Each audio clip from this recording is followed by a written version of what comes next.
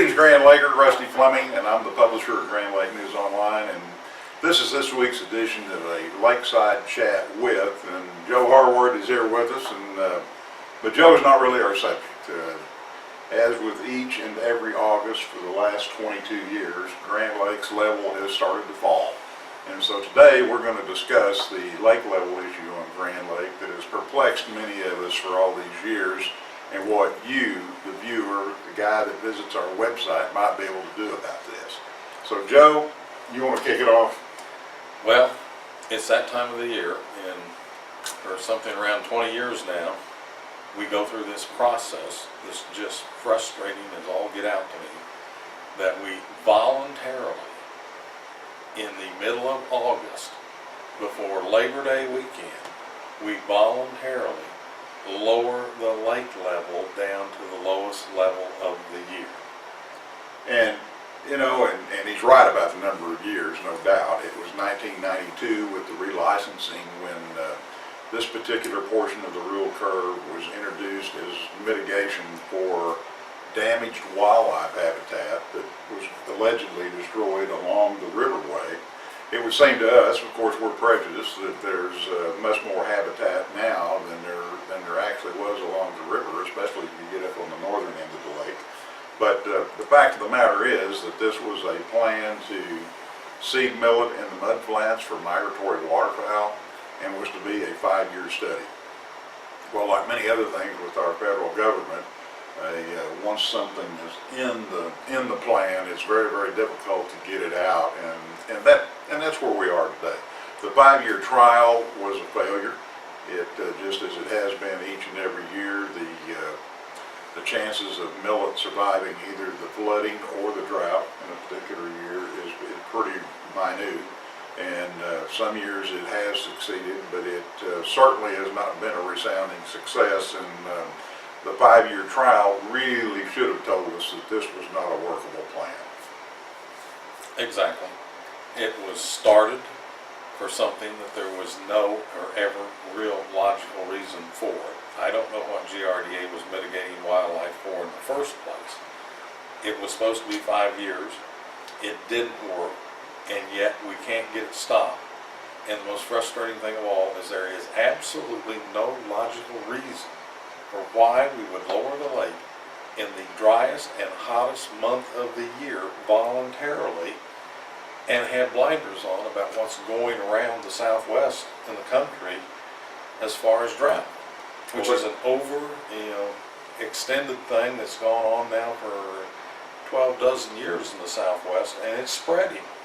It's growing, the drought is. It's moved to Dallas. If you look to Texas, and you look at Lake Travis and many others there that have docks and marinas that are high and dry, you get the picture pretty quick as to how valuable our water really is. And Texas has made no secret that they would like to reach out and take part in one of Oklahoma's true assets, which is its water. And it's a situation that there's really few of us around that were actively involved at the time that this thing was introduced, and we've allowed some claims coming from upstream interests that have to do with potential flooding issues to turn this into a flooding issue when it was never intended to be anything but a mitigation issue. The turnover of the FERC staff, Federal Energy Regulatory Commission, that supervises Grand Lake, has been such that they've kind of bought into that flooding thing, Joe, and it never is not in the license and never has been in the license that way. Could you repeat that for everybody again? I don't know that I could. It's not in the license, never was in the license, and yet that's what's being followed, and the excuse being given for lowering the lake in the middle of August. And it's, I think, a question of us trying to strategize to find something effective in combating this, because obviously what we've done before has not been effective. Nope. And is this where we bring up our politicians? Well, or this switchover is kind of like somebody needed to move it from mitigation and the millet seeding to feed the wildlife, because at this time we're seeing the result of waterfowl, non-migratory geese in particular, that are ruining our lake and polluting closing down beaches that we can't use. You know, the Bernice State Park swimming area and camping ground was one of the most popular destinations on the lake. One of the best swimming beaches on the lake. And it's been closed all summer long now. And that is an interesting point in itself. E. coli, which can come from many sources, but this one has been identified to come from goose excretion, I guess I could say. And the fact of the matter that almost every lake has got it somewhere, but it doesn't last very long. It goes away. And you can look at this situation at Bernice State Park, and after it was identified as, you know, goose droppings, so to speak, you look at the practice of lowering our lake to 741 to seed millet, leaving it there for 6 weeks, and then bringing it back up to 742, and not raising the lake to 744, which is still a foot below what many of us old timers consider to be normal of 745, then all this collection of goose crap, if you'll forgive my term, is there when we bring that water up at the end of May and it is inundated. Well, the obvious result happened this spring. Exactly. And as you say, it didn't and wasn't about wildlife, shouldn't have been. Now it's been moved to flooding, shouldn't have been. So who can stop this?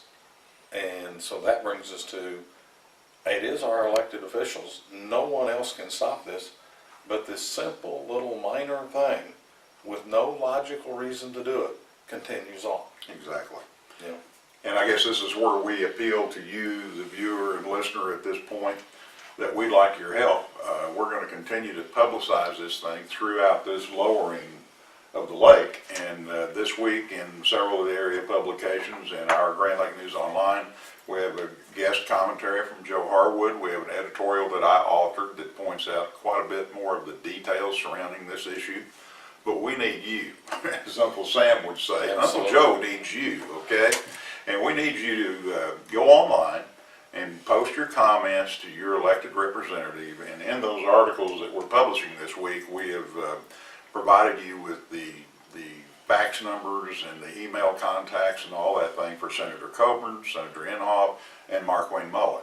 And it wouldn't hurt to send one to the governor as well. So we hope that you'll join us in this cause, and we'll be setting up a Facebook page for this particular issue, and we're hopeful that we'll be pursuing a petition drive here shortly, and we'll keep you informed.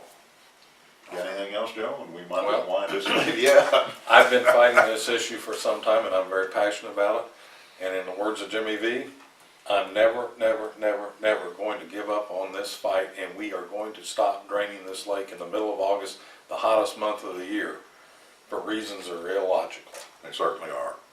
Grand Lakers, Rusty Fleming, this has been a chat with, this week, a very, very meaningful issue to Grand Lake, and we hope to see you next week. Thanks.